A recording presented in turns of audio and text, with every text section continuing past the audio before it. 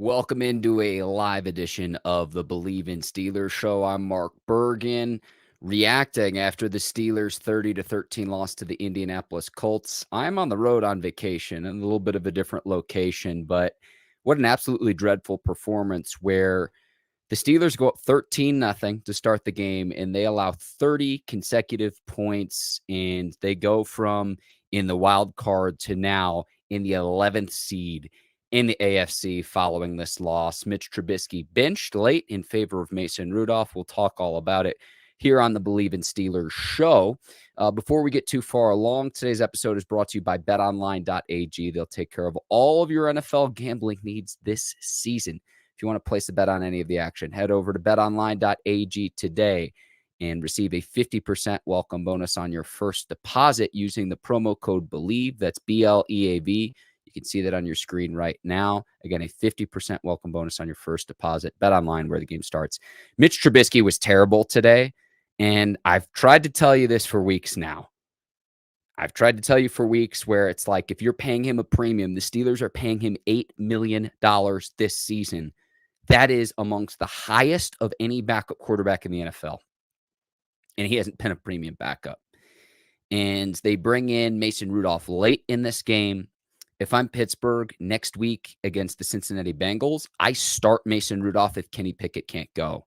And honestly, I didn't even know why they put Rudolph in too little too late, where you're giving the Bengals tape on him. I know they probably already have tape on Mason Rudolph from when he filled in during the 2019 season. But Mitch Trubisky has an out with the Steelers in 2024. You've seen what you've needed with him filling in for Kenny Pickett, dating back to last season when he got benched in favor of Kenny Pickett. Say what you want about Kenny Pickett and his shortcomings in the NFL. He is a much better quarterback than Mitch Trubisky. He is a much better quarterback than Mitch Trubisky. And the Steelers' offense was just terrible yet again today. Dominated on time of possession. And I'll pull up some of the numbers. Najee Harris, too, with a costly fumble. Like, the Patriots put the blueprint out to stop this Steelers team, and that's stopping the run, and the Steelers can't do anything else offensively. They just can't do anything else offensively. Najee Harris was a first-round pick. He has to take the onus and the mantle knowing that Kenny Pickett is out. But what the Patriots did was says, we're going to take away the running game, and we'll make Mitch Trubisky in the passing game try to beat you, and he can't do it. He can't do it, point blank, period. Trubisky, 16 of 23, 169 yards passing, had 2 interceptions. Najee Harris with a costly fumble as well. I also want to talk about the decision where the Steelers were down 24-13, and Mike Tomlin opts to punt with Presley Harvin. I Bleav it was like a 22-yard punt instead of give Chris Boswell, your Pro Bowl level kicker, an opportunity to try to make it an 8-point game. I do not understand the logic in saying we're going to punt there instead of Boswell, who is on the field, and he trots off the field. Presley Harvin goes on the field, and the Steelers' offense sputters yet again. I don't understand that decision. I also want to hear why they put Rudolph on the field late in the game and didn't let Trubisky finish it out. And he was really, really bad, but why give the Bengals any tape on Rudolph heading into next week's game? If Pickett can't go, start Rudolph next week. And you're probably already out of the playoffs. This really was a loser leaves town matchup because now the Colts are in good position in the wild card race, and the Steelers are not as the 11th seed now. And you've got a divisional matchup, got a matchup of a team that you beat previously in Matt Canada's first game, the Steelers' first game without Matt Canada, and they've got the Bengals next weekend. And you got 3 games left in what some people are calling for the end of the Mike Tomlin era. We will see. I think these last 4 games were absolutely vital, but the last 3 weeks, losing to the Cardinals, the Patriots, and then this performance today against the Colts, there's going to be a lot of changes in Pittsburgh this offseason. And I've given you my roadmap here on the Bleav in Steelers show before. I've said you've got an out with Mitch Trubisky in 2024. Exercise that. Draft and develop a quarterback in the mid to late rounds, bring in a new offensive coordinator from outside the organization, try to get Kenny Pickett right, and then develop that quarterback that you draft and have a bit of competition. Eagles did it with Jalen Hurts. 49ers did it with Brock Purdy. Cowboys did it with Dak Prescott. I could keep going, but that's my roadmap.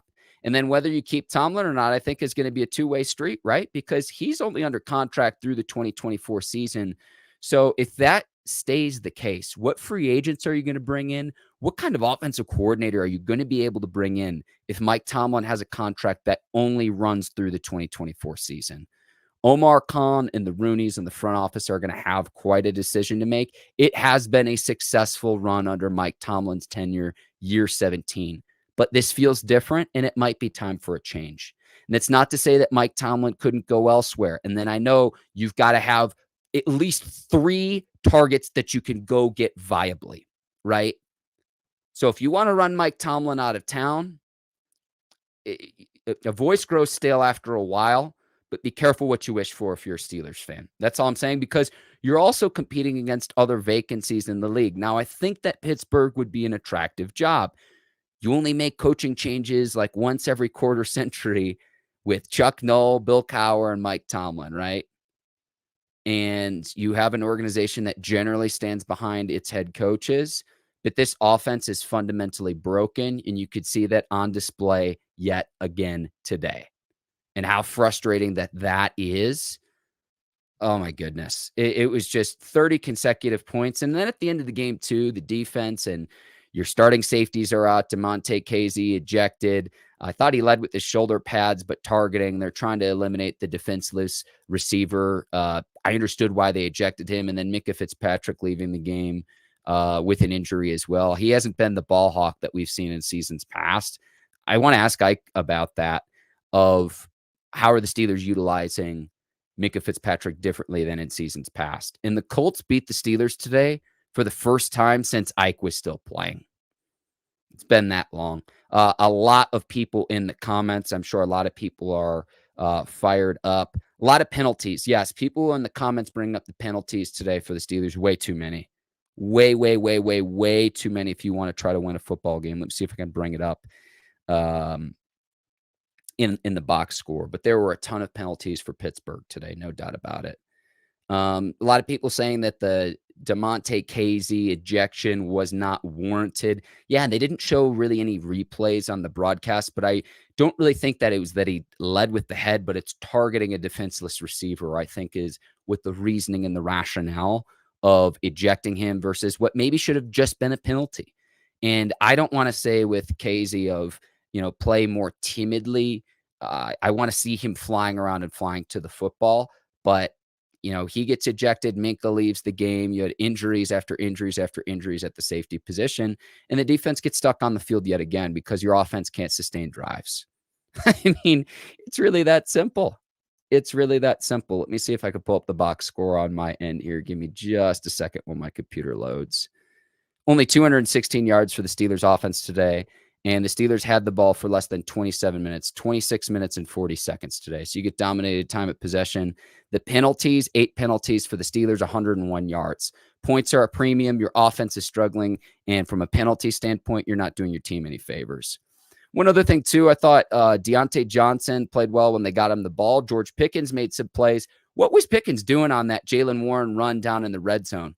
Just standing there, and Warren scrapping for yards. And it's like, Pickens is no better than a spectator on that play. I really don't understand what he was doing on that player. If it was an RPO, a bad rep. And we've seen that consistently. Like, there's no way to quantify this, but the body language, particularly the body language of offensive players, has just been egregious. It was bad. There's no juice. There's no energy. There's no swag. Where is that if you're the Steelers? Where is that if you're the Steelers? Cecil checking in. We'll go to this comment saying our roster, I think, is way overrated. What players are really good on this team other than TJ and Minkah? This is a good question. I think George Pickens is a talented player. I think Freiermuth is a talented player. I think Deontay Johnson, talented. I don't know if he's worth his contract. I think Broderick Jones is pretty good, and Jaylen Warren. And this is another thing, too. I want to bring this up. And Trubisky was terrible today. But Kenny Pickett's out, your starting quarterback. Najee Harris was a first-round pick. And outside of one long run he had, and I think he had like a 7-yard run. Let's go and look at Najee Harris' stat line. 12 carries for 33 yards, 2.8 yards per carry. Are you kidding me? Like, at this point, it's clear to me Jaylen Warren's a better running back, right? 10 carries for 40 yards for Jaylen Warren. How much of that is in mop-up duty? But to me, your identity with Pickett out has to be, we're going to run the ball down your throat and try to stop it. And the Patriots put the blueprint out today. The Colts did it again, and they shut down the Steelers running game. Najee's your first-round pick. Are you picking up his fifth-year option? Because I don't think that the Steelers will. And I don't question his leadership. I don't question his demeanor. I don't question his professionalism. But his production for what you were expecting as a first-round pick has not been there, period. And Jaylen Warren has been a better running back, just point blank, period. And yes, it's nice to have the tandem. It's nice to have both. But with Kenny Pickett out, that has to become your identity. And Najee Harris, it's as a first round pick. Think about that. Think about how critical we are of Kenny Pickett and Mitch Trubisky. They're both first round picks. They're both play the quarterback position. I understand that. But come on. And the fumble, I know it was a weird angle. He's fighting for yardage, a fumble at a time that you just can't afford to have it. I've said what I needed to say about this game. We'll see how the Steelers regroup against the Bengals. I'm going to try to just read through some more comments to see. Julian bringing this up. I think this is a great question. What was the point in benching Mitch Trubisky with 2 minutes to go? I do not understand this at all either. And maybe Trubisky after a certain point, like maybe they should have benched him earlier in the game. But why give the Bengals any tape of Mason Rudolph this season? And of course, the first play, he completes a screen pass that was very predictable to Jaylen Warren for negative yardage. And it's holding penalties, it's players not performing, it's predictable play calling, it's lack of energy, it's bad quarterback play. That last interception Trubisky had where he airmailed it over George Pickens' head. Pickens was open on that play, just threw it way over his head and airmailed him. And then the other incomplete over the middle to Pat Freiermuth, failing to move the chains on a critical third down on a pass thrown way behind Freiermuth. Like accuracy issues that I don't think are always evident on the broadcast. It was just brutal today. And with Trubisky, you saw this in Chicago too, 50-plus career starts. Yeah, he's got a winning record. Okay, the beneficiary of some pretty good defenses. You know what he is at this point, and just when you think it's the worst it's going to be with Trubisky, it somehow gets worse. I don't know where the Steelers go from here. At this point, I don't think that they'll make the playoffs. We've seen crazier things happen with this Steelers team, but now they don't control their own destiny as the 11th seed. But putting Mason Rudolph in as late as they did, if you were going to make that change, maybe do it a little bit sooner in this game. And like I said, I don't think that there's going to be any secret that if Kenny Pickett can't go, and I think he's going to try to be rushing back from an ankle injury to play against the Bengals next week. But if Pickett can't go, Rudolph's the starter, in my opinion, over Trubisky, because has Trubisky done anything in a Steelers uniform that warrants him starting or playing another game in a Pittsburgh Steelers uniform? You're paying him $8 million and then between 5 and 6 for the 2024 season and the 2025 season. Exercise your option with the out and bring in a new quarterback to draft and develop behind Kenny Pickett. Because if Kenny Pickett isn't the guy with a new OC next year, maybe you try to bring in someone else to try to get the quarterback position right, whether that's with or without Mike Tomlin. This game was just ridiculous. 30 consecutive points for the Colts. And like I said, I think I've needed to say what I've needed to say. If I was missing anything else, please feel free to let me know. I thought TJ Watt maybe was a lone bright spot going up against a rookie right tackle. Bleav Watt had 2 sacks today, but what a frustrating game. And Temple bringing up another point too, and I'll sign off here after this one. Temple saying George Pickens needed to come down with that deep ball, both hands on it, change the game. Yeah, the interception that Trubisky threw down the field to George Pickens. At the very least, if you can't come down with it, break it up, live to see another play. Good receivers will do that. And I thought he gave it his best effort. Maybe he mistimed his jump just a little bit. But they preach about how, with George Pickens, it's not a 50-50 ball. It's an 80-20 ball or a 90-10 ball. Well, it wasn't on that play. And that was a huge interception. Steelers turn the ball over. They lose the turnover battle today. You know, that's been a calling card despite the shortcomings of this offense. It was the turnovers. They have 3 turnovers. Najee Harris has fumbled. Trubisky's 2 interception. Colts didn't turn the ball over today. And Gardner Minshew, as a backup quarterback, looked pretty good. 215 yards, 3 touchdowns, but they didn't turn the ball over. And that's also without Pittman, a star receiver who got knocked out with a concussion after KZ knocked him out of the game. Frustrating loss if you're the Steelers. My name is Mark Bergin. I hope you've enjoyed post-game Bleav in Steelers show. I'll be back this upcoming week with Ike Taylor breaking this down. And the NFL Week 15 action this season is flying by. Steelers have the Bengals next week. 3 games left in the season. Where do you go from here? Is this season salvageable? Do you already just try to move on to next year? What happens when Kenny Pickett comes back? Is it much better?